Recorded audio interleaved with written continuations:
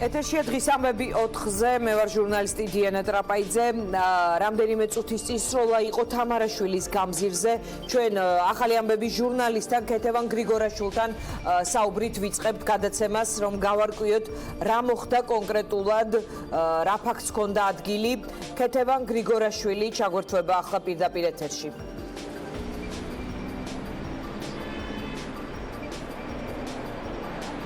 თამარაშვილის გამზირზე დაახლოებით 9 საათის წინ გაიგეს ადგილობრივებმა დაახლოებით 3-4 გასროლის ხმა და ამბობენ, რომ დაჭრილი არის ერთი შუახნის მამაკაცი, როგორც კადრში ხედავთ, ადგილზე აქტიური საგამოძიებო მოქმედებები ამ დრომდე მიმდინარეობს.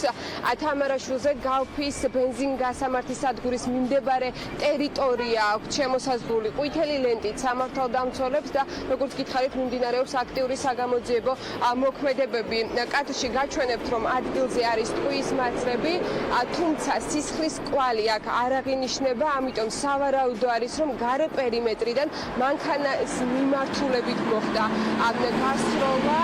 ასევე ადგილობრივები ადასტურებენ იმ ფაქტს, რომ სასწრაფო სამედიცინო დახმარების მოსვლამდე იქნა დაჭრილი გადაყვანილი საავადმყოფოში კერძო მანქანით და სავარაუდოდ ეს ფაქტი ნამდვილად ასე იყო. ადგილზე ასევე იმყოფებიან შემოსაზღვრული პერიმეტრის შიდა ტერიტორიაზე იმყოფება 2 მოქალაქე, რომლებიც მედიასთან ჯერჯერობით არ საუბრობენ, თუმცა აქტიურად თანამშრომლობენ იმ სამართალდამცველებთან, რომლებიც იმყოფებიან ადგილზე, ამიტომ სავარაუდო არის, რომ ისინი არიან ფაქტის უშუალოდ თვითმხილველები და რა ინფორმაციას ფლობენ ისინი, სავარაუდოდ უკვე უფრო მოგვიანებით გახდება ცნობილი. ადგილობრივები ასევე ამბობენ იმასაც, რომ არ გაუგიათ რაიმე დაპირისპირების ხმა ან არ დაუნახავთ მსგავსი მანამ სანამ გაიგებდნენ გასროლის ხმას. ჯერჯერობით შინაგან საქმე და სამინისტრო მომხდარ ფაქტთან დაკავშირებით კონკრეტულ ინფორმაციას ვერ გვეუბნება. ჯერჯერობით უცნობია რა მუხლით დაიწყება გამოძიება და ველოდებით უკვე გახარიას უწყებისგან კონკრეტულ ინფორმაციას ამ ფაქტთან დაკავშირებით, თუმცა როგორც უკვე გითხარით, თუ ადგილობრივების ინფორმაციას დავეყრდნობით, დაჭრილი არის ერთი შუახნის მამაკაცი, რომელიც კერძო მანქანით გადაყვანილი იქნა საავადმყოფოში. ჯერჯერობით უცნობია როგორი არის მისი ჯანმრთელობის მდგომარეობა. გასაგებია, ჩემი კითხვაც იყო ასეთი, ხომ არ ვიცით რამე მისი მდგომარეობის შესახებ, როგორც ჩანს ეს ინფორმაცია ჯერ არ გვაქვს. ჯერჯერობით უცნობია როგორი არის მისი ჯანმრთელობის მდგომარეობა, როგორც უკვე გითხარით, ადგილობრივები ამბობენ, რომ მისი საავადმყოფოში გადაყვანა მალევე მოხდა კერძო ავტომობილით, სავარაუდოდ იმ ავტომობილით, სადაც მოხდა გასროლა. ეს არის ის დეტალები, რაზეც საუბარი ამ დროის მონაცემებით შეგვიძლია. ქეთევა, რომ დავაზუსტო, ავტომობილიდან ფეხით მოსიარულეს ესროლეს თუ პირიქით?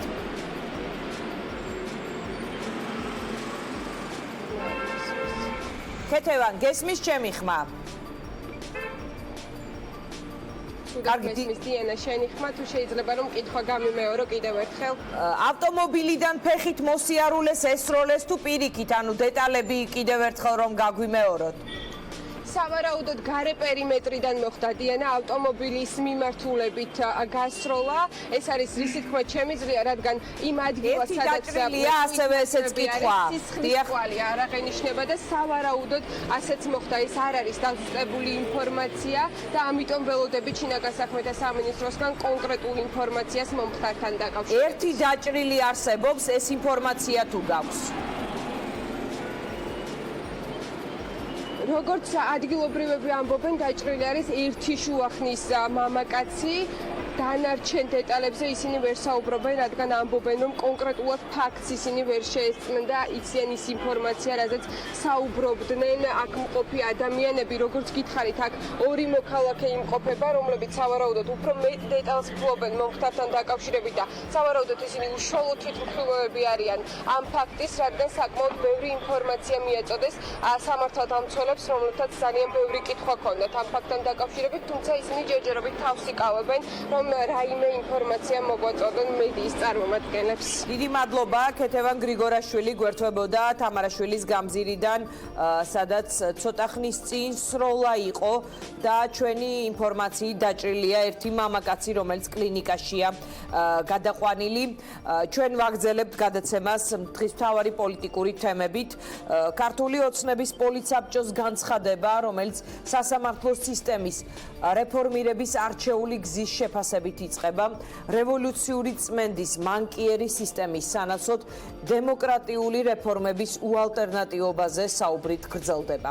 7 წლიანი მმართველობის პირობებში გატარებული სასამართლო რეფორმის ეფექტურობის დემონსტრირებას ეთმობა ამ განცხადებაში რამდენიმე აბზაცის შემდეგ შედეგის საილუსტრაციოდ მოყვანილია სტატისტიკა და დასახელებულია კონკრეტული საერთაშორისო რეიტინგები, სადაც ქართული სასამართლო სისტემის მაღალ პოზიციებზეა საუბარი. ოცნების პოლიცსაბჭოს განცხადებით, სასამართლოს ხელისუფლებაზე პოლიტიკური შეტევისა და მედია შტურმის ავანგარდში დგანან ნაციონალური მოძრაობა, მისი სატელიტი პარტიები და მასთან აფილირებული არასამთავრობოები. განცხადების დასკვნით ნაწილში ქართული ოცნება მოუწოდებს ყველა პოლიტიკურ ძალას და საზოგადოებრივ გაერთიანებას არ ჩაერთონ არაჯანსაღ პოლიტიკურ დაპირისპირებაში და ხელი შეუწყონ დისკუსიას, რომელიც სასამართლო სისტემის შემდგომ გაჯანსაღებაზეა ორიენტირებული. მიმართვის ფინალში პოლიცსაბჭო ამბობს, რომ მართველი პოლიტიკური ძალა ვერ დადგება პროცესებს მიღმა და არ დაუშვებს საზოგადოებისა და ხელისუფლების ერთობლივი მონაპოვარის თავისობრივად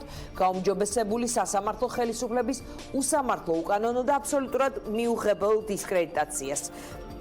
ამ განცხადების შემდეგ, პოლიცსაბჭოს განცხადების გავრცელების შემდეგ, გედი ფოფხაძე აკეთებს საუბრობს იმის შესახებ, რომ შეიძლება გუნდიდან წასვლის ნაბიჯი არ გადადგას, თუმცა შეიძლება გარიცხონ. აქ საუბარია ვინ ვის დაასწრებს, ხოლო უმრავლესობის ხდომა იმართება და როგორც ჩანს, ამ ხდომას ეს ხდომა გაარკვევს უფრო მეტს უმრავლესობის შიგნით მიმდინარე პროცესებზე. ქართული ოცნების პოლიცსაბჭოს სახელით გავრცელებული განცხადება აღარ ტოვებს კითხვის ნიშნებს, თუ ვის გულშემატკივრობს, რა ტიპის სისტემას და ზოგადად რა პოზიცია აქვს მართველი გუნდის ელიტას პოლიცსაბჭოს სასამართლო სისტემაზე არსებულ პრეტენზიებთან დაკავშირებით და თავარი რაც არის ამ განცხადებაში არსად არის ნახსენები საკუთარ გუნდში არსებული წინააღმდეგობა. აქ საუბარია მხოლოდ რომ დისკრედიტაციის ავანგარდში ნაციონალური მოძრაობა და მასთან დაკავშირებული ადამიანები და ორგანიზაციები დგანან, არადა ამ ლოგიკას თუ მივყვებით, გამოდის რომ მაგალითად ბესელია, ფოფხაძე და სხვები სწორედ აი ამ ნაციონალური მოძრაობის რიტორიკას აგრძელებენ. კიდევ რა მოდით მოვისმინოთ ჯერ გედი ფოფხაძის და კახი კალაძის განცხადებები, რომელმაც აი ამ პოლიცსაბჭოს საერთო მესიჯის შემდეგ უკვე კარი აჩვენა უმრავლესობის იმ დეპუტატებს, რომლებსაც აცდენა აქვთ საერთო პოზიციასთან. მე საბოლოო გადაწყვეტილებას მივიღებ ჩემი მეგობრებთან ერთად. მე მგონია, რომ ჩვენ ღირებულებებით ძალიან დავშვებდით ერთმანეთს, ეს რეალობაა და ფაქტობრივად ეს ასეც ფიქსირდება უკვე უმრავლესობის ხდომებზე, რომ ვისაც გვაქვს ასეთი პრინციპული განსხვავებული პოზიცია და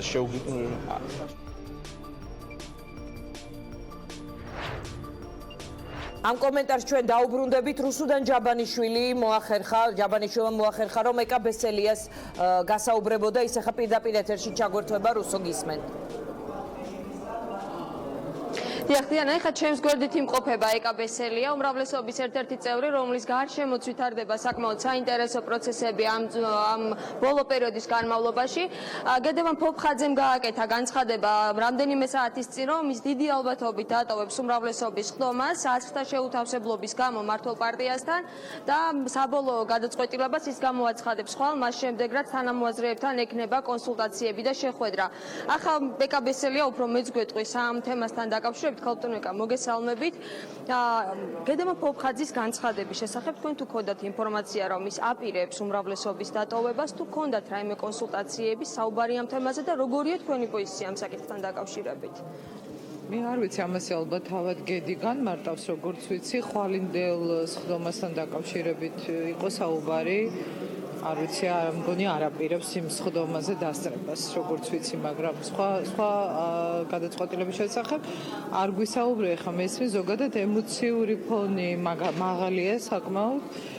ყველა ძალიან დაძაბულია ხა მოვლენების გამო, რაც ბოლო პერიოდში ვითარდება, მაგრამ ჩვენი მთავარი მიზანი არის ნაკლები ნერვები და ენერგია ვხარჯოთ შიგნით ერთმანეთთან ოპონირებით და დებატებით და ყველაზე დიდი დრო და ყველაზე დიდი ენერგია მიუძღვნათ საერთო მიზანს, როგორიც არის ამ ქვეყანაში გამართული მართლმსაჯულება, რომელიც ბევრი წლის განმავლობაში მოემსახურება საქართველოს მოსახლეობას. და მე მინდა რომ ჩვენი მთელი ეს ბრძოლა, რაც დაიწყო დეკემბრის ბოლო კვირას და რაღაც არაორდინალურად ვითარდება მოვლენები ჩვენგან დამოუკიდებელი მიზეზების გამო, ეს ყველაფერი დასრულდეს იმით, რომ ამ ბრძოლას კონდეს ბოლო ეტაპზე შედეგი. პირველ ეტაპზე ჩვენ მივაღწიეთ ამ ნაბიჯებით იმ შედეგს, რომ შევაჩერეთ ის 10 კაციანი სია, რომელიც უზენაეს სასამართლოს მოსამართლეთა გასამწესებლად იყო გამოგზავნილი. ეხლა უკვე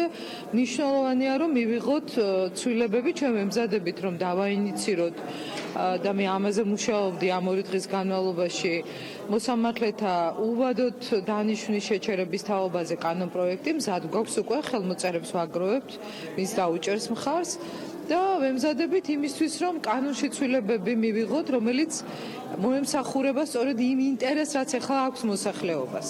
კალტონეკა, პოლიციამ გავრცელა განცხადება რამდენიმე საათის წინ, სადაც ნათქვამია, რომ ბოლო დროს გათავისუფლებულ სასამართლო სისტემასთან დაკავშირებით გარკვეული ინტერესები აქვსო ოპოზიციას და მასთან აფილირებულ პოლიტიკურ ძალებსო. ოპოზიციის მიმართ კრიტიკა გასაგებია, მაგრამ აფილირებულ ძალებში დაინახეთ თუ არა თქვენი თავი, თქვენი თანამოაზრეები, ანუ თქვენ გაგაკრიტიკათ თუ არა მართლმა პარტიამ ამ განცხადებით?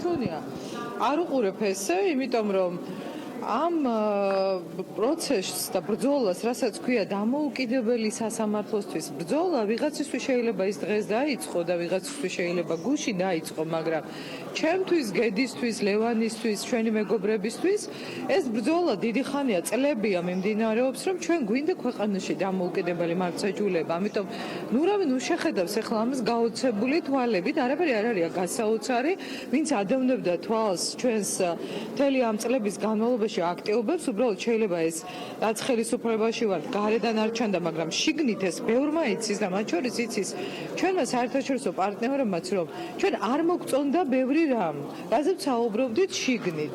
ეხლა უბრალოდ რაღაცებზე საუბრობთ გარეთ და ეს რაღაცები, რაც საჯარო გახდა, ამით უფრო მეტად გამოჩნდა ეს პოზიცია.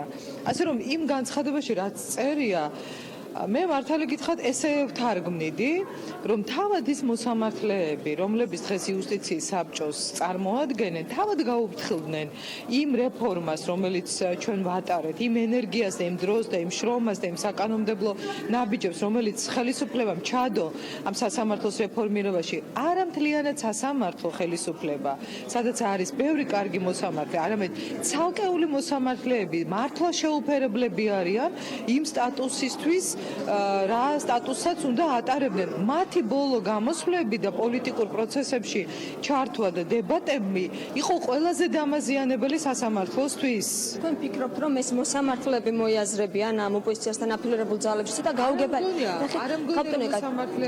თქვენ ესწრებოდით უმრავლესობის ცდომას, ბუნებრივია იცით შიდა საუბრებზე უფრო მეტი. ვის შეიძლება გულისხმობდეს ბიძინა ივანიშვილი და მმართველი პარტია ოპოზიციასთან აფილირებულ ძალებში, თუ არა თქვენ და თქვენს თანამოაზრეებს? ოპოზიციასთან აფილირებული. ჩვენ უმრავლესობის შიგნით ვართ ის ჯგუფი, რომელიც ამ პოზიციაზე დგას პრინციპულად, იმიტომ რომ ჩვენ დღეს არ გავიღვიძეთ. ჩვენ ამ ბრძოლაში მოვედით დღემდე. უბრალოდ არის რაღაცა ეთიკა, რომელიც გაიძულებს, რომ ჯერ შიგნით ამოწურო ყველა რესურსი. ამიტომ რაღაცების გასაჯაროება მოხდა, სხვა შორის არა ჩვენი მიზეზით. მე რო თანამდებობა დავტოვე სწორედ იმ სიის გამო. მე რო განცხადებებს ვაკეთებ საჯაროდ, მიწევს პასუხი იმ თავდასხმებზე, რაც მოუყვა ჩემს გადადგომას. ასე რომ თუ ქრონოლოგიას დავაკვირდებით, ჩვენ ძალიან კეთილსინდისიერად და ძალიან ეთიკურად მოვიქეცით ყველა ნაბიჯზე. ამიტომ ეს განცხადება მე მესმის, რომ სასამართლო ხელისუფლებას ჭირდება დაცვა, მაგრამ სასამართლო ხელისუფლების წარმომადგენლები თავად გაუფრთხილდნენ ამ ავტორიტეტს და ამ სანდოობას. მათ მოუწოდოთ, მე ამ განცხადებაში არ მომწონს ის, რომ მათ მოუწოდებდით ცალკეულ მოსამართლეების პოზიციას გავემიჯნებოდი. ვინმეს მოეწონა მოსამართლის ის განცხადება, რაც რუსთავი 2-ის ეთერში გააკეთა, გვიტიშვილს გულისხმობა არ მინდა გვარები, მაგრამ მოდი ეკრებსითად ავიღოთ. ამას ატო არ ვემიჯნებით, ამას ატო არ ვამბობთ, რომ არ შეიძლება, ვინც იცის რა არის მართლმსაჯულების სისტემა, მოწონდეს ის, რომ მოსამართლეები პოლიტიკურ პროცესში ერთვებიან. მოსამართლემ ჩვენი მოქალაქის საქმე განსაჯო სამართლიანად. ამდენი საქმე რო ჭიანურდება და თვეები და წლები ელოდება ხალხი სამართლიან გადაწყვეტილებას, იქ გამოხატოს მოსამართლემ თავისი სახელმწიფოებრივი პოზიცია. ერთსაც გითხავთ, იმ განცხადების შემდეგ, რაც გავრცელდა და სადაც ძალიან ცხადად არის დაფიქსირებული მოსამართლეების საკითხთან დაკავშირებით პოზიცია. თქვენი, ასე ვთქვათ, ადგილი რჩება ამ გუნდში, ანუ ღირებულებების თვალსაზრისით, რა რესურსი არსებობს ამ განცხადების შემდეგ, რომ თქვენი პოზიცია დაიცვათ და მიიყვანოთ ის საქმე ბოლომდე, რომელიც დაიწყეთ. ამის რესურსს ხედავთ? თუ უნდა ველოდოთ, რომ თქვენ შესაძლოა დატოვოთ უმრავლესობა, პირდაპირ გითხავთ. თქვენ ხედავთ, როგორ ვცდილობ მე ყველა შესაძლებლობის და ყველა რესურსის როგორ ვცდილობ ყველა შესაძლებლობის და ყველა რესურსის ესე ვთქვათ გამოყენებას იმისთვის, რომ არ დავაზიანო საჯარო ინტერესი, ყველაფერი გავაკეთე თმენიდან დაწყებული მოქმედებით, საუბრით, რომ ამ პროცესში მე ვლაპარაკობ არა როგორც რევანშისტული პოზიციიდან, არამედ ადამიანი, რომელსაც აქვს განცდა, რომ გინდა უკეთესი იყოს მართველი პარტია და არ დაშორდეს იმ ღირებულებებს და ფასეულობებს, რომელიც 1 ოქტომბრის მონაპოვარია. მე მეჩვენება, რომ რაღაცა ნაბიჯებით ჩვენ იმ ფასეულობებს ცოტა დავშორდით, ეს მაწუხებს, ამაზე ვლაპარაკობ, ამიტომ ვცდილობ ყველაფერი გავაკეთო იმისთვის, რომ ამ ფასეულობებს არ დავშორდეთ. ჩვენ და ხალხის პირისპირ არ აღმოვჩნდეთ. ამით არის განპირობებული ჩემი თმენაც, თუ ვინმეს უკვირს და ამბობს, რომ რატომ არ ვდგა მე რაიმე ნაბიჯს, აი ამიტომ, რომ თან მეძვირფასება ის, რასაც მე ბოლო 7 წელი მიუძღვენი. და მინდა რომ ეს ნაბიჯები იყოს სახელმწიფოებრივი. ამიტომ არ ვიცი რა იქნება ხვალ. გააქვთ იმედი ქართული ოცნების მხარდაჭერის იმ შემთხვევაში, თუ თქვენს პოზიციაზე ვერ გადმოიყვანთ უმრავლესობას, დატოვებთ თუ არა ქართულ ოცნებას? თქვი რა შემთხვევაშიც ხდება ეს წყალგამყოფი, რა თქმა უნდა, თუ ჩვენ მივიღეთ ისეთი გადაწყვეტილებები, რაც იქნება ჩვენი ხალხის ნების საწინააღმდეგო, ეს ნიშნავს, რომ ჩვენ სულად სხვადასხვა პოლუსზე ვდგებით. აი ჩვენ ახლა დავაინიცირებთ კანონპროექტს უვადოთ მოსამართლეთა დანიშვნის თაობაზე, რომ გამოცხადდეს დროებით მორატორიუმი და ვიმუშაოთ საკანონმდებლო ცვლილებებზე. ნახოთ რა პოზიცია ექნება უმრავლესობას. ახალი კანონპროექტი უნდა დაინიცირდეს, რომელიც ეხება პროცედურებს, კრიტერიუმს და ახალი სია უნდა შემოვიდეს. აი რა პოზიციები ექნებათ ჩვენს კოლეგებს. ეს არის გადამწყვეტი ჩემთვის, ეს არის მთავარი. რა გადაბიჯებს დგამს ხელისუფლება დღეს. მადლობა, დიდი მადლობა. ეს იყო ეკა ბესელია, უმრავლესობის წევრი. ეკა ბესელიამდე კომენტარები გააკეთეს მისმა თანამოაზრეებმა. ისინი ამბობენ, რომ ჯერჯერობით ნაადრევია იმაზე საუბარი, რომ გედევან ფოფხაძე ტოვებს უმრავლესობის რიგებს. თავად მათი პოზიციაა, რომ ჯერ ქართულ ოცნებაში არ არის ამოწურული რესურსი იმისთვის, რომ მოსამართლებთან დაკავშირებით მათთვის მისაღები გადაწყვეტილება იქნას მიღებული. ამ ეტაპზე ეკა ბესელიას და გედევან ფოფხაძის თანამოაზრეები არ განიხილავენ ქართული ოცნების დატოვების საკითხს. ის გადაწყვეტილება, რაც საქართველოს პარლამენტმა მიიღო, როდესაც არ დაამტკიცა თანაც ნაჩქარევად სია, რომელიც სრულად უპასუხისმგებლად იყო შემოთავაზებული საქართველოს პარლამენტისთვის, იყო სწორი გადაწყვეტილება, მე ამ აზრზე ვრჩები. ჩვენ გვაქვს ურთულესი პროცესი გასავლელი წინ და გვაქვს შესაქმნელი კანონი, რომელიც შექმნის სამართლიან გარემოს და გამჭვირვალე გარემოს უზენაესის მოსამართლეების დასანიშნად. ძალიან დიდი პასუხისმგებლობით ვეკიდები მე ამას და ძალიან დიდი იმედი მაქვს, რომ ჩვენ შევძლებთ, რომ სამუშაო რეჟიმს დავუბრუნდეთ და სამუშაო რეჟიმში დავიწყოთ ამ კანონპროექტზე მუშაობა და მივიღოთ ისეთი პროდუქტი, რომელიც მოგცემს შანსს, რომ უზენაესი სასამართლო დავაკომპლექტოთ საუკეთესო მოსამართლეებით.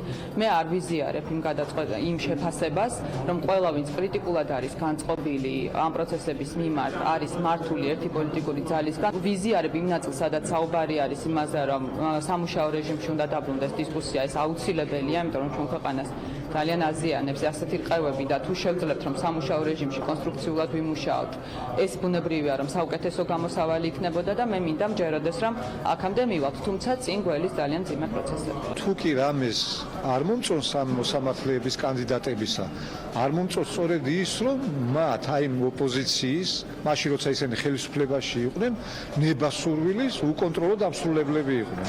აი ეს არ მომწონს. მართველი გუნდის მიმართ ვერ დაინახეთ შეფარული ან თუნდაც ღია კრიტიკა ამ წერილში ბატონო მერი. ალბათ არა, იმიტომ რომ პოლიტიკური ძალა თავისთავად ცალკე ეკაბესელია ან გედი ფოფხაძე ან ესენი გუნდის წევრებად მოიაზრებიან დღესაც ყოველ შემთხვევაში ამ წუთისათვის და იმედი არის რომ ჩვენ მომავალშიც გავაგრძელებთ თანამშრომლობას. თუ ჩვენ ამოვიკითხავთ რაღაც დადანაშაულებას, მე ნამდვილად ვერ მივიღებ ამ დადანაშაულებას ჩემ თავზე გამომდინარე იქიდან რომ ნებისმიერ ჩემ განცხადებაში ვიყავ უცბელი და შემიძლია ნებისმიერ დროს დავადასტურო თქვა ჩემი დამოკიდებულება და ის მიზეზები, რატოც მე ეს დამოკიდებულება მაქვს ზოგადად ამ მიმდინარე პროცესთან დაკავშირებით. ამიტომ ვერანაირ დადანაშაულებას ზოგადად ვერ მივიღებ, მაგრამ მე იქ ვერ ამოვიკითხე რაღაცა დადანაშაულების ტონი. პირდაპირ ვიტყვი. უმრავლესობის ხდომა უკვე ჩანიშნულია ხვალ 11 საათზე ქართული ოცნების ცენტრალურ ოფისში. წინასწარვია ცნობილი გედევან ფოფხაძის პოზიცია, რომ ის ხვალინდელ შეხვედრას არ დაესწრება. წინასწარ არის უცნობი, რაზე შეიძლება იმსჯელოს მმართველმა გუნდმა ხვალინდელ ხდომაზე, ვინაიდან ჯერ არ არსებობს დღის წესრიგი და საბოლოო გადაწყვეტილებას გედევან ფოფხაძე სავარაუდოდ ხვალ გამოაცხადებს იმის შესახებ, დატოვებს თუ არა ის ოფიციალურად საპარლამენტო უმრავლესობას და ქართული ოცნების რიგებს. დიდი მადლობა რუსუდან ჯაბანიშვილს და ჩვენ კიდევ ერთი ჩართვა გვექნება, თუმცა მანამდე ისევ პარლამენტში დავბრუნდეთ. საზაგაბუნია იქნება ჩვენი გადაცემის სტუმარი, ჩვენ ასევე გადაცემას ჩაგვერთვება დავით ჭიჭინაძე, გედევან ფოფხაძე და ჩვენი სტუმარი იქნება ნაზი ჯანეზაშვილი. მე მინდა საზაგაბუნიას ვკითხო ასეთი რამ, თუ არის ის უკვე ხაზზე, განცხადებაში, რომელიც პოლიცსაბჭოს სახელით გავრცელდა წერია, რომ ქართული ოცნება არ დაუშვებს სასამართლოს უსამართლო და უკანონო დისკრედიტაციას. აი, რას ნიშნავს არ დაუშვებს და თქვენ ეთანხმებით თუ არა პოლიცსაბჭოს განცხადების სულისკვეთებას, იმიტომ რომ ცოტა ხნის წინ მოვისმინეთ თამარ ჩუგოშვილის განცხადება, რომელშიც ის ამბობს, რას არ ეთანხმება, მაგალითად არ იზიარებს შეფასებას, რომ ყველას, ვისაც კრიტიკული აზრი აქვს, ის ნაციონალური მოძრაობის მართულია. მოგესალმებით, დიანა. ამ განცხადების შექმნამდე, გავრცელებამდე ძალიან მნიშვნელოვანი პროცესი განხორციელდა მართულ პარტიაში, ბიძინა ევანიშვილის პარტიის თავმჯდომარის ხელმძღვანელობით, მისი ძალიან აქტიური ჩართულობით. ეს იყო საჭირო და რაც თავარია მნიშვნელოვანია, იმიტომ რომ ამ პროცესს, ამ ხანგრძლივ კონსულტაციას, დისკუსიას, მუშაობას ამ უაღრესად საყურადღებო საკითხზე აქვს ძალიან კონკრეტული შედეგი და ამ შედეგებს ჩვენ ყველანი ერთად ვხედავთ, რომ ყველა იქნება ეს მართველი პარტია, რომელსაც აქვს თავისი პასუხისმგებლობა, როდესაც ჩვენ ვლაპარაკობთ სახელმწიფო ხელისუფლების განშტოებაზე, რომელიც ახორციელებს საკონსტიტუციო კონტროლს, რომელიც ახორციელებს მართლმსაჯულებას. აი ამ საკითხთან დაკავშირებით ბუნებრივია პასუხისმგებლობა მართველი გუნდისათვის არის სრულიად ნათელი. ჩვენ ვუდგებით პასუხისმგებლიანად ამ საკითხს. განცხადება, კი, რომელიც გავრცელდა, არის ლოგიკური დაგვირგვინება, ტექსტუალური შეჯამება, ასე ვთქვათ, იმ სამუშაოსი, რომელიც იქნა განხორციელებული.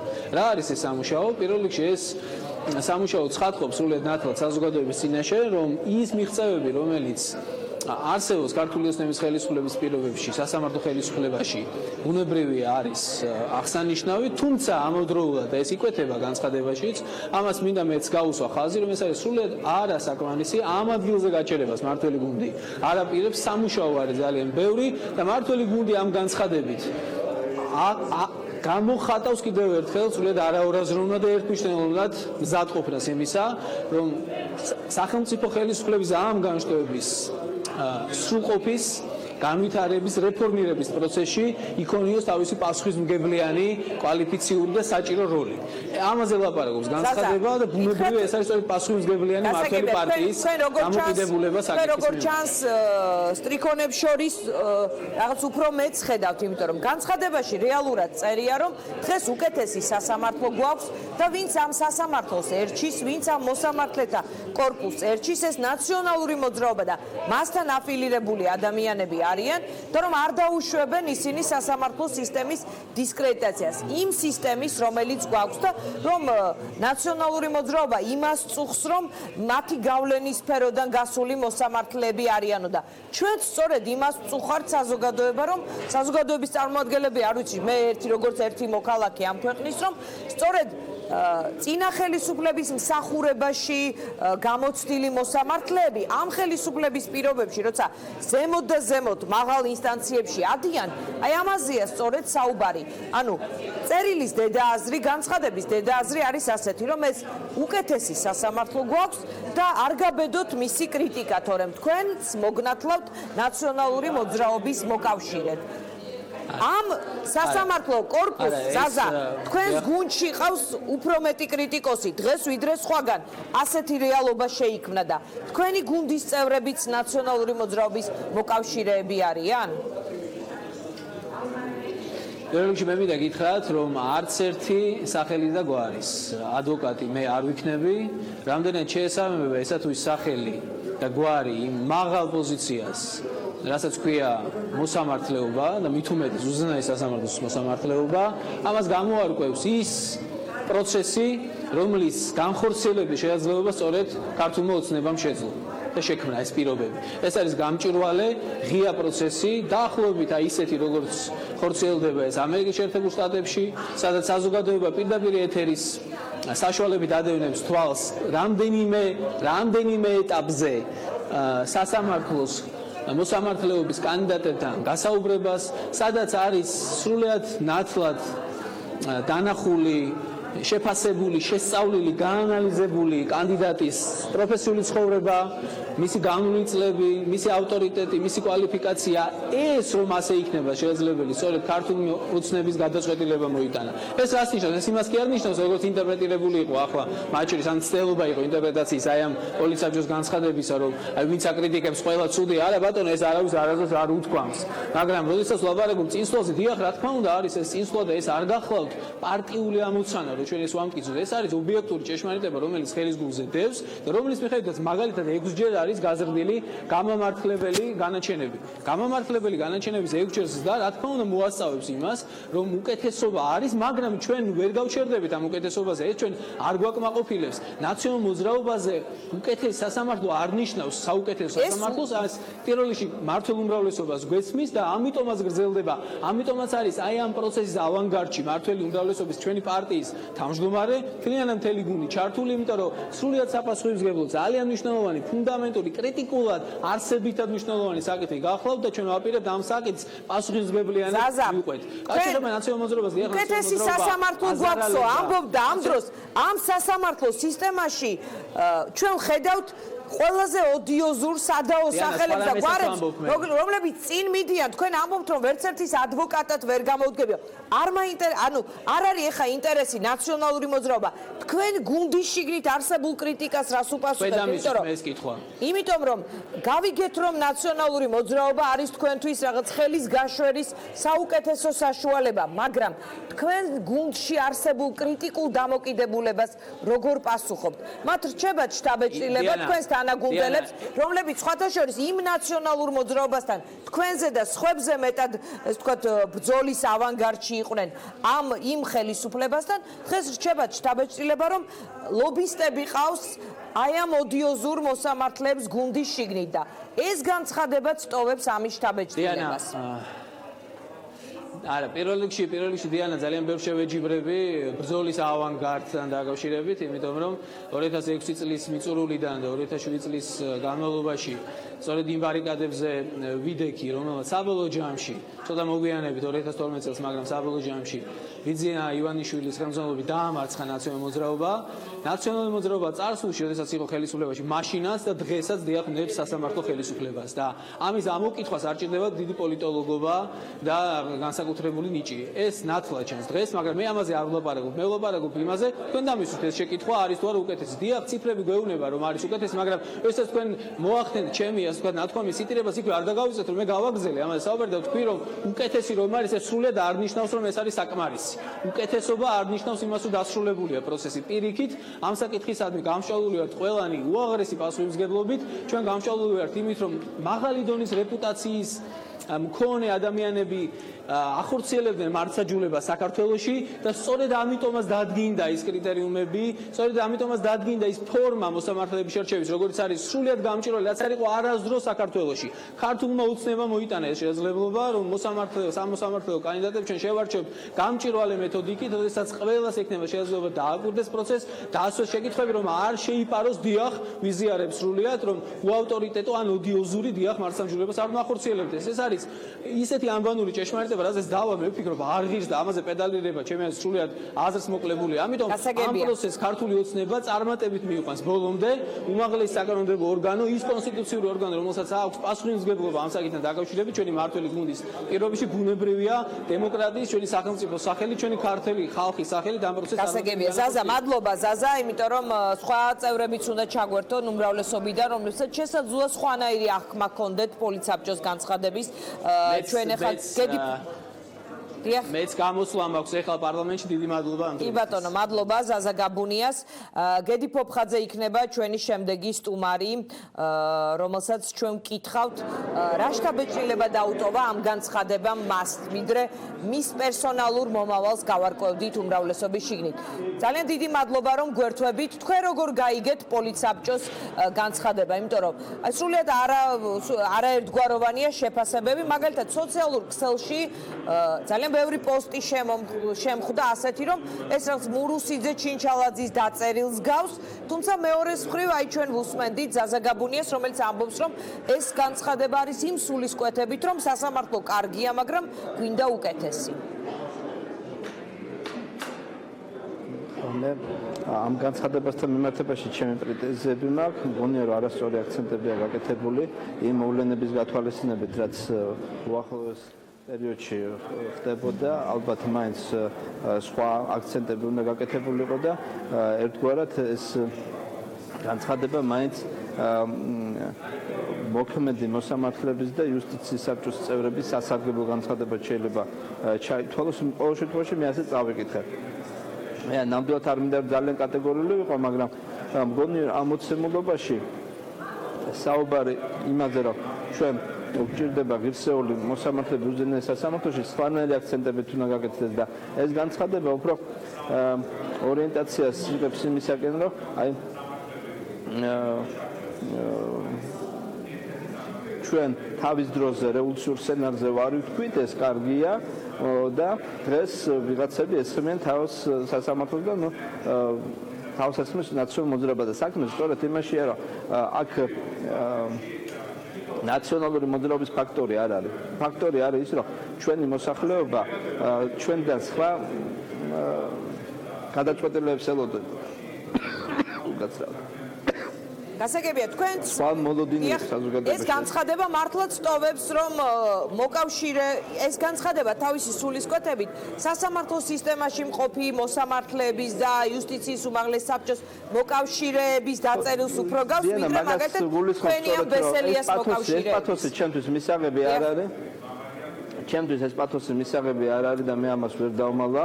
მგონია რომ კიდევ ერთხელ ხაზი უნდა გავუშვათ იმას, რომ საქართველოს ამორჩეველს არ უნდა ეს მოცემულობა, უნდა რეალურად დაინახოს, რომ მართლმსაჯულება არის ხალხისთვის და მართლმსაჯულება არის ობიექტური და სამართლიანი და ამოუკიდებელი მართლა ორიენტირებული იმისთვის, რომ თვალმართალი გაარკვიოს და ადამიანებისთვის დაადგინოს რა არის სიმართლე, ეს არის საზოგადოების მოთხოვნა და ამ საზოგადოების მოთხოვნას ჩვენ სხვანაირი პოლიტიკური აქცენტებით უნდა ვაპასუხოთ და ეს უნდა აისახოს სწორედ უზენაესი სასამართლოს მოსამართლეების ისეთ შერჩევის პროცესში, როდესაც ეჭვი კითხვის ნიშნები არ იქნება უზენაეს სასამართლოს მოსამართლეთა კანდიდატების მიმართ, რომლებსაც პარლამენტის შემდეგ არ დაუჭერს და გაანწესებს. გედი, თქვენს ადგილს ხედავთ თუ არა ამ უმრავლესობაში, თქვენი განცხადება რო არ გამოვიყენოთ ძველი, რომ გითხრათ, რომ თქვენ რჩებით თუ არა უმრავლესობაში, თუ ეს რაზეა კიდევ დამოკიდებული და ხვალინდელ სხდომას რატომ არ ესწრებით? ზიანა, მე დღეს მაქვს სამი პრინციპული საკითხი, რომელიც ჩემთვის არის ძალიან მნიშვნელოვანი. ერთი, რომ მე არ უჭერ მხარს ქართული ოცნების მიერ წარმოქმნილ იურიდიულ კომიტეტის თავმჯდომარეობის კანდიდატს ანდრია ხანაშვილს. ჩემთვის ეს პათოსი მიუღებელია, რა განცხადებითაც გამოვიდა ჩვენი პოლიტსაბჭო და მე პრინციპულად მიმაჩნია, რომ სასამართლოს საკითხებთან დაკავშირებული დისკუსია არავითარ შემთხვევაში არ უნდა ჩაიკეტოს ქართული ოცნების პარტიულ ჩარჩოებში. ეს უნდა იყოს საჯარო დისკუსია და გუნდი ამ შემთხვევაში ჩვენთვის უნდა იყოს სრულად ქართველი ხალხი. მათთან ერთად უნდა განვიხილოთ ეს საკითხები, შევაჯეროთ და მივიღოთ ისეთი გადაწყვეტილება, რაც იქნება ქვეყნისთვის და ხალხისთვის მისაღები. ამიტომ ეს სამი პრინციპული საკითხი მნიშვნელოვნად გადაწყვეტავს ჩემს ნაბიჯებს, ჩემს პოზიციას და მე სწორედ აი ამ პოზიციით ვაპირებ ჩემ თანაგუნდელებთან საუბარს და ამის მერე რამდენად ახლოს ვიქნებით ჩვენ ღირებულებები, თუ რამდენად მოხდება ჩვენი დისტანცირება, ეს უკვე თავისთავად გამოჩნდება. ეს სამი საკითხი ამას მე მაგასთან დაკავშირებით ჯერ გადაწყვეტილება არ მაქვს მიღებული, რამდენად არის იმის რესურსი, რომ მივიდე ხვალინდელ სხდომაზე და ჩემი პოზიცია გამტკიცო. აი ეს ჯერ ამასთან დაკავშირებით ჩამოყალიბებული არა. როგორც მივხვდით თქვენ ეს ჩამოყალიბების პროცესში. ეს საკითხები რაც ჩამოგითვალეთ, ეს არის გასაგებია. კახი კალაძემ გითხრათ, რომ ვისაც არ უნდა ღია კარიო. ასეთი რამ თქვა თქვენი განცხადების პასუხად. დიახ. ну გასაგებია რომ ხალ ჩვენ მძევლებად რო არა ვართ აყვანილი, მადლობა ამის გამო, რომ ესე თქვა საჭიროების შემთხვევაში გარეთ გასulis უფლებასაც რო გვაძლევენ, მაგრამ მე მინდა ყველას შევახსენო, რომ ამ უმრავლესობაში ადამიანებს არა მარტო მოვალეობები, არამედ უფლებებიც გვაქვს. და ჩვენ ამ უმრავლესობაში თუ გავწერიამდით თავის დროზე, ეს იყო გარკვეული პოლიტიკური გადაწყვეტილება ჩვენი იყოფნის და ჩვენი ბიოგრაფიით შევედით იქ. გასაგებია, პასპორტები არ გაქვთ მოკლედ ჩამორთმეული. მე არა მადლობა. და თქვენი გადაწყვეტილება არის ასევე მთელ რიგ პრინციპებზე დამოკიდებული. მთელ რიგ ეს ვთქვათ გადაწყვეტილებებზე. რა თქმა უნდა. დიდი მადლობა, გედი ფოფხაძე იყო ჩვენი სტუმარი. განცხადებაში, რომელიც ქართულმა ოცნებამ გავრცელა, საუბარია საერთაშორისო ანგარიშებზე, როგორც ქართული მართლმსაჯულების, ვთქვათ, ქართული მართლმსაჯულების მიღწევებზე, ამისთვის იშველიებენ საერთაშორისო ორგანიზაციების ანგარიშებს. რუსუდან დუმბაძე, ტელე-პირველის ახალი ამბების ჟურნალისტი ჩაგვერთვება ახლა ეთერში და გვეტყვის რა წერია ზოგადად ამ ორგანიზაციებში, იმიტომ რომ ჩვენ ასევე უნდა ვკითხოთ ჩვენ სტუმრებს სტატისტიკის გაუმჯობესებაზეა საუბარი, ეს გასაგებია, აქ სხვათა შორის მართლმსაჯულების პოლიტიკა ზოგადად როგორია ქვეყანაში, ესეც იგულისხმება სტატისტიკაზე მუშაობისას, მაგრამ რა წერია იმ დასკვნებში და ვინ იშველიებს ხოლმე ამ დასკვნებს თავის განცხადებებში, მოსამართლეები თუ პოლიტიკოსებიც? რუსუდან დუმბაძე მოგვიყვება. დიახ, დიანა, დღეს გავრცელებულ განცხადებაში ქართული ოცნება იმისთვის, რომ დაამტკიცოს, რომ სასამართლო სისტემაში ვითარება დღეს არის მკვეთრად გაუმჯობესებული, იშველიებს რამდენიმე სტატისტიკურ მონაცემებს და საერთაშორისო ორგანიზაციების დასკვნებს, მათ შორის ნიშანდობლივია, რომ აქ ერთ-ერთ მთავარ არგუმენტად არის გამოყენებული ორგანიზაცია Heritage Foundation-ის დასკვნა და ამ განცხადებაში ქართული ოცნება ამბობს, რომ ამ კვლევის მიხედვით საქართველო ევროპაში საუკეთესო 20-ში ინარჩუნებს საკუთარ ადგილს სასამართლო სისტემის სისტემის ეფექტურობასთან დაკავშირებით. ასევე აღსანიშნავია, რომ მმართველი გუნდის წარმომადგენლებთან ერთად მსგავს პოზიციებს აფიქსირებენ იუსტიციის საბჭოს მოსამართლე წევრები, მათ შორის ისინი, ვისაც სურს, რომ უზენაეს სასამართლოში გამწესდეს უვადო წესით და ისინიც, როცა საუბრობენ სასამართლო სისტემაში არსებულ ვითარებაზე და როცა ამბობენ, რომ დღეს პრობლემა იმდანად აღარ არსებობს, მათი მთავარი არგუმენტიც არის სწორედ ეს ორგანიზაცია Heritage Foundation და მის მიერ გამოქვეყნებული კვლევები. შეიძლება ითქვას, რომ მათ მსგავსი message box-ი აქვთ ამ მიმართულებით. ისინი საუბრობენ ამ კვლევების მხოლოდ პოზიტიურ მხარეებზე, ვიდრე გაგაცნობთ რა წერია რეალურად Heritage Foundation-ის ბოლო დასკვნაზე, რომელიც ორგანიზაციამ რამდენიმე დღის წინ გამოაქვეყნა. მოვიშველებთ არქივს და გაჩვენებთ, როგორ წარმოაჩენენ ამ ანგარიშებს მმართველი გუნდის და საბჭოს წარმომადგენლების სხვადასხვა ეთერების მეშვეობით. რატო არა უცხოური ორგანიზაციები დადებით შედეგს აი ამ ემოციური ფონის მიუხედავად დადებით ამ კვლევაში წარმოადგენენ სასამართლოს ყველა კვლევაში. რატოა ეს? რომელში ბატონო? აი Heritage Foundation-მა გააკეთა ეს ყველაფერი წინა წელს, ეხლა რაღაც ერთი საფეხურით უკან დავიხიეთ, მაგრამ ეს არის რადიკალური განსხვავება 2012 წლამდე არსებულ მონაცემთან. ეს არის რადიკალური, იცით რატო? ისინი პერსონალებს არ უყურებენ. ისინი უყურებენ შედეგებს და შედეგი არის 600-ჯერ გაზრდილი გამომართლებელი განაჩენი. აღდგენილი სამსახური სახელმწიფო წინააღმდეგ მოგებული საქმეები და ძალიან ეს გამოიწვია თავისუფლებამ. მე წამოღებული მაქვს უცხოური ორგანიზაციების რეიტინგები სასამართლოში. Heritage Foundation-ი იძახის, რომ 2018 წლის კვლევის თანახმად რეალურად სასამართლო სისტემა ევროპის საუკეთესო 20-ში არის მე-18 პოზიციაზე. ამ დღეებში გამოქვეყნდა ორი კვლევა, ერთი მათ შორის The Heritage Foundation, ესეთი ავტორიტეტული ორგანიზაციის, რომელმაც ისევ დადო შედეგი, რომლის თანახმადაც საქართველო არის პირველ 20-ში ევროპის 45 ქვეყანას შორის არის მე-19 ადგილზე. როგორც მოისმინეთ, მოსამართლეები და ასევე მმართველი გუნდის წარმომადგენლები Heritage Foundation-ის დასკვნას იშველიებენ იმის დასამტკიცებლად, რომ სასამართლო სისტემა არის გაჯანსაღებული 2012 წლის შემდეგ. მე გაგაცნობთ ამ ორგანიზაციის ბოლო კვლევას, რომელიც Foundation-მა გამოაქვეყნა რამდენიმე დღის წინ იანვრის თვეში. ამ კვლევის მიხედვით, ეკონომიკური თავისუფლების რეიტინგში საქართველო იკავებს კიდეც 20-ში ადგილს და მე-16 ადგილზეა, თუმცა საერთო ბალანსი შემცირებულია 0.3%-ით და ეს გამოიწვია სასამართლო სისტემის ეფექტურობის კლებამ. ამ მიმართულებით კონკრეტულად ამ კატეგორიაში წერია, რომ 2019 წლის ინდექსით საქართველოს ყველაზე საგრძნობი კლება განიცადა შარშანდელთან შედარებით 10% და ამ მაჩვენებლით მეტწილად არათავისუფალ ქვეყნებს შორის აღმოჩნდა. როგორც ხედავთ, ეს კვლევა არც იმდენად სახარბიელოა, როგორც ამას მოსამართლეები და მმართველი გუნდის წარმომადგენლები წარმოაჩენენ და არასამთავრობო ორგანიზაციებიც ასევე აღნიშნავენ, რომ ამ ციფრებით და სტატისტიკური მონაცემებით და ამ ორგანიზაციის კვლევებით მმართველი გუნდი манипулირებს და არასწორად წარმოაჩენს მის შედეგებს. არასამთავრობო ორგანიზაციების განმარტებებს და არგუმენტებს ჩვენ 5 საათიან საინფორმაციო გამოშვებაში შევთავაზებთ მაყურებელს. დიდი მადლობა რუსუდან დუმბაძეს და კიდევ ერთი დეპუტატი ჩვენ ჩაგვერთვება, ეს არის დავით ჭიჭინაძე, რომელიც ცოტა ხნის წინ იყო უმრავლესობის რიგებში. ბატონ დავით, თქვენ თუ გაეცანით პოლიცსაბჭოს განცხადებას და რა შთაბეჭდილებას გიტოვებთ ეს განცხადება? რა გზით წავა უმრავლესობა, თუ მის ქმედებებში იქნება ამ განცხადების სულისკვეთება გადატანილი და ეს დატოვებს თუ არა სივრცეს ერთიანობისთვის, რომელიც დღეს არსებობს უმრავლესობაში. მოჩვენებითად ასე ისე ისინი ჯერ ყოველ შემთხვევაში არ დაშლილან ასე ჩანს ბოლო განცხადებებით. მოგესალმებით, მივესალმებით თქვენს მაყურებელს. რა ვიცი, ეს განცხადება უფრო იმას მაგონებს, რომ რაღაც ქართული ოცნების პოლიცსაბჭო და ის მოსამართლეთა ჯგუფი ალბათ ერთობლივად მუშაობდა ამ განცხადებაზე, სტატისტიკით გაჯერებული, ზოგადად ციფრებით გაჯერებული, მაგრამ შინაარსობრივად ჩვენ თუ შევხედავთ, რეალურად ქვეყანაში აბსოლუტურად სხვა განწყობაა იქიდან გამომდინარე, რომ ამ მოსამართლეების მიმართ იმდენად დიდი ნეგატივი არსებობს საზოგადოებაში, რომ ამას ციფრები არ უშველეს. ციფრები კი არა, კონკრეტული ხალხის ბედი დგას და მათ მიერ ამ ადამიანებისთვის დამახინჯებული ცხოვრება დგას და ზოგი კიდე გაუბედურებული სამუდამოდ. აი მათ ნაციონალური მოძრაობა ერჩისო, იმიტომ რომ ეს მოსამართლეები მათი გავლენის სფეროდან გავიდნენ, ესეც ფრაგმენტია ამ განცხადებიდან.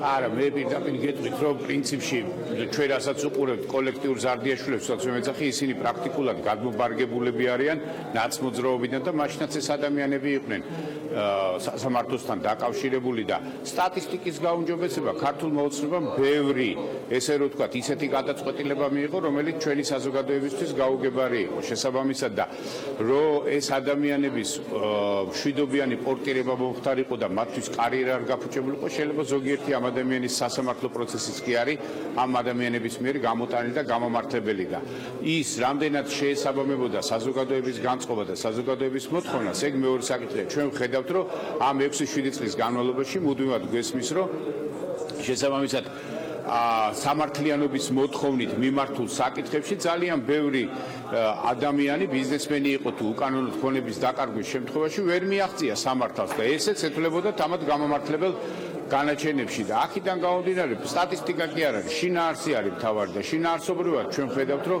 გარეთ არ არის ისეთი დამოკიდებულება ქართული ოცნების მიმართ, როგორც ამათ უნდა და ამ განცხადებამ ისეთი შთაბეჭდილება დატოვა, რომ თუ ვინმე ვერ მოხდება უვადოდ სასამართლოში, მათ უვადოთ ალბათ ქართული ოცნების პოლიტსაბჭოში აირჩევთ.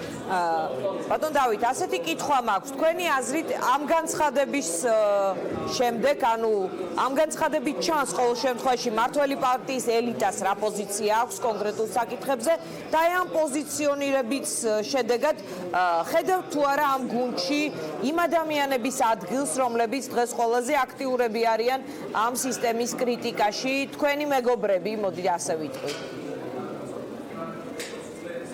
მე პირდაპირ გეტყვით, ჩემი მეგობრები იყვნენ პოლიტსაბჭოს წევრები, ზუსტად სულ რაღაც ნახევარი წლის წინ ისინი ჩაანაცვლეს, გამოუშვეს პოლიტსაბჭოდან, მიიყვანეს ეს ახალი პოლიტსაბჭოს წევრები და მე ვფიქრობ, რომ პოლიტსაბჭო კი არ წყვიტავს ყველაფერს და პოლიტსაბჭო რა განცხადებას გააკეთებს.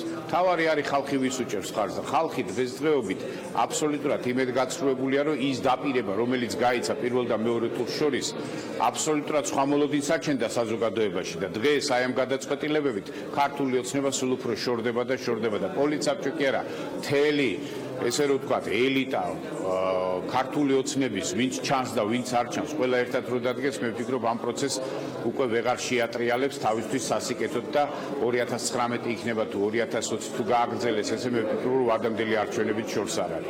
რა სიტყვით თქვენს მეგობრებზე არა ქართული ოცნების დაშლა. ბატონ დავით, თქვენს მეგობრებზე რა სიტყვით, ანუ მათ ადგილს ხედავთ ამ გუნდში თუ მათ უბრალოდ არჩევანი აღარ დაუტოვეს?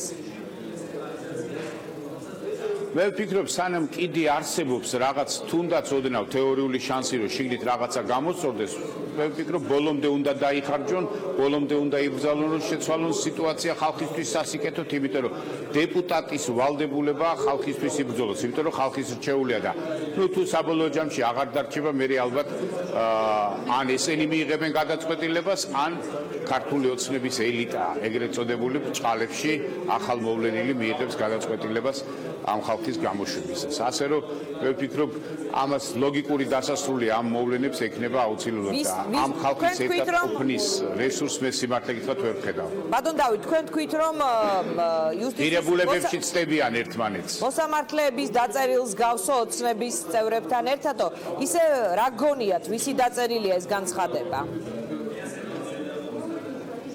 ეხლა ამდენი სტატისტიკა რომ კონკრეტულად ტექნიკური პერსონალის დაწერილია, ვისაც ძალიან და ტელევიზორში გვესმოდა ჩვენი სტატისტიკები სულ რაღაც უახლოესი დღეების წინ, აქედან გამომდინარე მე ვფიქრობ, რომ კანონები და ეს განცხადებებიც რაღაც ერთი სცენარით იწერება და გარკვეული ჯგუფი მუშაობს და აქედან გამომდინარე, ეხლა მე არ ვიცი ქართულ ოცნებაში ვინ არის ამით დაკავებული, მაგრამ თუ იმასაც დააკვირდებით, რომ ნებისმიერი აი ამ გარკვეული ჯგუფის წევრების გამოსვლა ერთი მესიჯ ბოქსით არის ესე რომ ვთქვათ განსაზღვრული რა, რასაც უგზავნიან და ახლობით სიტყვების აქეთ-იქით გადაადგილებით აჟღერებენ ეს ადამიანები.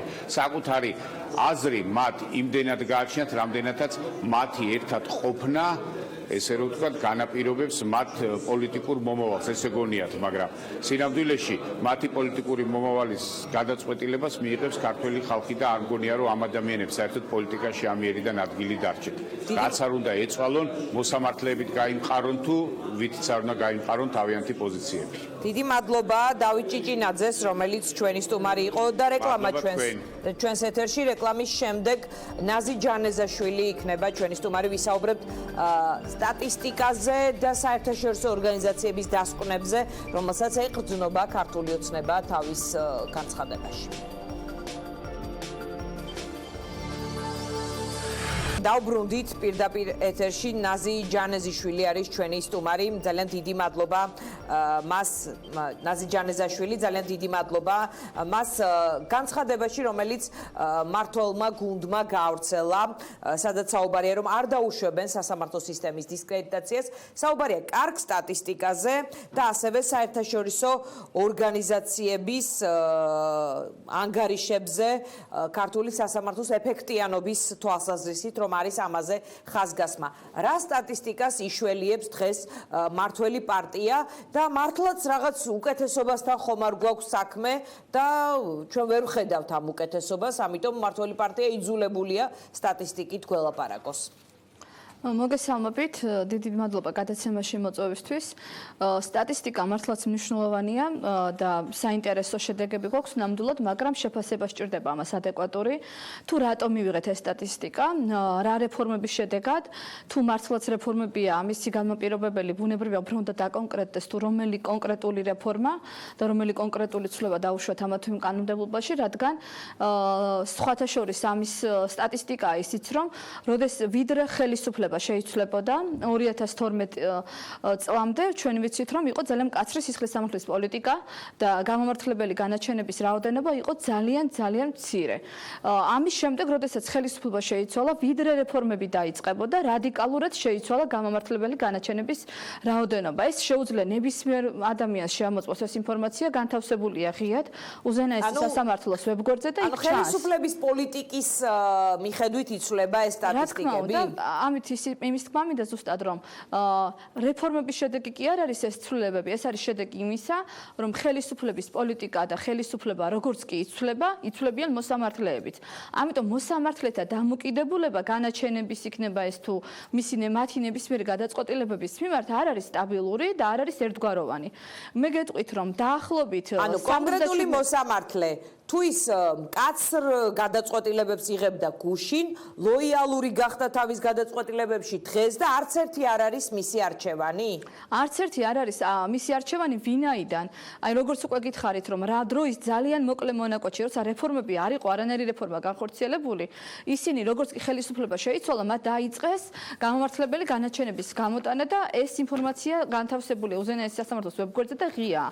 რამში განაპირობა მაშინ ეს ცვლილებები, მაშინ არ იყო რეფორმები განხორციელებული ჯერ კიდევ. ამასთან მინდა გითხრათ, რომ დაახლოებით 77% მოსამართლეების, ან 299 მოსამართლე, რომელიც დღეს საქართველოში, ასე ვთქვათ, მუშაობს, არის ისევ ის ძველი ხალხი, რომელიც იქამდეც მუშაობდა, ანუ 2012 წლის საპარლამენტო არჩევნებამდეც მუშაობდნენ სასამართლო სისტემაში. მაშინ მე მიჩნდება კითხვა ამ მოსამართლებთან, ბუნებრივია რა შეიცვალა, რატომ შეცვალეს მათი დამოკიდებულება, რა რეფორმამ განაპირობა მათი ასეთი რადიკალური ცვლილება, თუნდაც გამომართლებელი განაჩენების მიმართ, თუნდაც აღკვეთის ღონისძიებებთან მიმართებაში. მე მინდა გითხრა ჩვენს მაყურებელს, რომ დიახ, სტატისტიკა შეიცვალა, მაგრამ სტატისტიკის ცვლილება არ ნიშნავს იმას, რომ ხვალზე ხელისუფლება რომ შეიცვალოს, ან ხელისუფლების პოლიტიკა რომ შეიცვალოს და დაუშვათ აი კონკრეტულ სფეროში სისხლის სამართლის პოლიტიკა გახდეს კიდევ უფრო მკაცრი, დაუშვათ როგორიც იყო წლების განმავლობაში, მოსამართლეებიც დამერწმუნეთ რომ შეიცვლებიან. ეს ის ხალხია, რომლებაც ჩვენ უკვე გვითხრეს, გვაჩვენეს, რომ ჩვენ შეგვიძლია ისეთი განაჩენების გამოტანა, რომელიც დაუშვათ სრულიად სულ შედეგებს მოუტანს ჩვენ საზოგადოებას, დაუშვათ დააზარალებს ბიზნესს, დააზარალებს კონკრეტულ ადამიანის უფლებებს და ასე შემდეგ და ამ ადამიანებისაგან ჩინჩალაძეები, მურუსიძეები არ შეცვლიან დამერწმუნეთ, ის ადამიანები სწორედ იგივე ხალხია და საინტერესო დეტალი აქ ის არის, რომ ისინი ისევ თავისი ინტერესებით მოქმედებენ. ანუ დღეს რომ ისინი იბრძვიან, რომ უზენაეს სასამართლოში მოხვდნენ, ეს იმას ნიშნავს, რომ მათ აქვთ ისევ კონკრეტული ინტერესები, რომ თანამდებობა, ძალაუფლება შეინარჩუნონ, არაფერი არ შეცვლილა.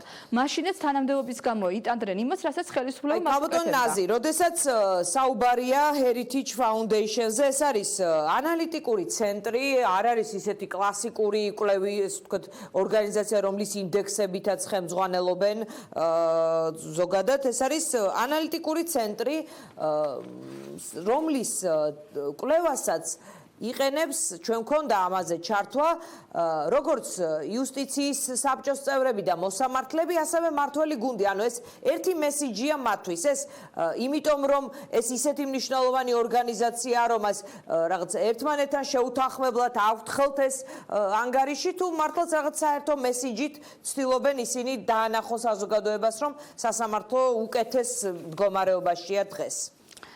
საინტერესო ის არის, რომ ამ განცხადებაში მხოლოდ იმ ანგარიშებზეა საუბარი, რომელიც მათთვისვე იყო მისაღები, სამწუხაროდ არ არის ნახსენები ის ანგარიშები, სადაც კრიტიკულად არის შეფასებული სასამართლო სისტემა და ერთ-ერთი უახლესი ანგარიში გახლავთ ევროკომისიის მიერ მომზადებული, ასე ვთქვათ, დოკუმენტი, რომელიც ასოცირების შეთანხმებასთან დაკავშირებით განხორციელებულ რეფორმებს და განხორციელებულ ცვლილებებს ეხმიანება და მაშინ ნათქვამი არის სწორედ ის, რომ სასამართლო სისტემაში კონკრეტული კითხვები არის, საჯარო კითხვები არსებობს კონკრეტული მოსამართლეებისთან დაკავშირებით. ანუ მე სხვა ანგარიში არ მახსენდება, სადაც ესე განსაზღვრულად, ესე დეტალურად იყოს მინიშნება იმაზე, რომ კონკრეტული მოსამართლეების დანიშვნა გახდა კრიტიკის საგანი.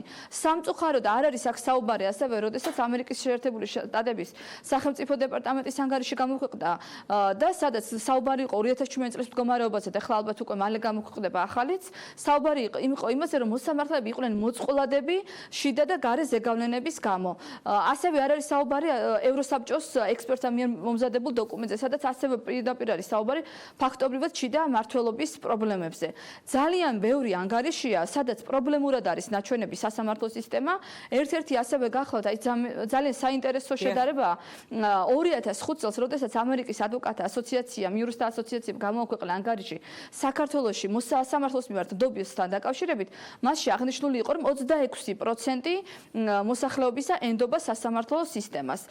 ახლა საინტერესო ის არის, რომ ცოტა ხნის წინ გამოქვეყნდა ანგარიში ერთ-ერთი არასამთავრობო ორგანიზაციის მიერ CRRC-ის დაკვეთით თან თანამშრომლობით და სადაც საუბარია, რომ სასამართლოს ნდობა არის დაახლოებით 27%. ანუ პრობლემა ის არის, რომ რამდენიმე წლის წინ რა ნდობაც ჰქონდა სასამართლო სისტემას, აი 2005 წელს მაგალითად, დაახლოებით იმავე ნიშნულზე ვართ ჩვენ დღეს და ამიტომ მე ვფიქრობ, რომ როდესაც ესეც სამხრივად არის მხოლოდ ის ანგარიშები მოხსენიებული, რომელიც საჭირო იყო ალბათ ამ განცხადებაში რომ ყოფილიყო, არ არის საკმარისი და შემდგომ სამწუხაროდ განცხადებაში არაფერია საუბარი კლანურ მმართველობაზე, რომელიც აღიარებული პრობლემაა უკვე, ამაზე აღარავინ აღარ დაობს, რომ სასამართლო სისტემაში ნამდვილად არსებობს კლანი, თუ ვინმე საინტერესებს და უნდა რომ დარწმუნდეს ამაში, მოვიდეს და საბჭოს ერთხმას დაესწროს და ამაში დამერწმუნეთ, რომ კითხვა აღარ დარჩება ამ საკითხთან მიმართებაში. ჩვეულებრივი კლანია, ჩვეულებრივი დაჯგუფება, რომელსაც აქვს კონკრეტული კერძო პირადი ინტერესები და ამისთვის იბრძვიან, რომ დაუშვათ იგივე უზენაეში გამიყარონ თანამდებობა ყველა სფეროში, სასამართლოს ყველა ინსტანციაში ქონდეთ გავლენები. ამიტომ სამწუხაროა, რომ კლანთან მიმართებაში არანაირი თვითკრიტიკული შეფასება ამ განცხადებაში არ არის. ძალიან დიდი მადლობა. ნაზი ჯანეზაშვილი იყო ჩვენი სტუმარი, იუსტიციის უმაღლესი საბჭოს არამოსამართლე წევრი. დღის ამბები ამით დასრულებულია. ჩვენ ხვალ შევხვდებით ერთმანეთს დროებით.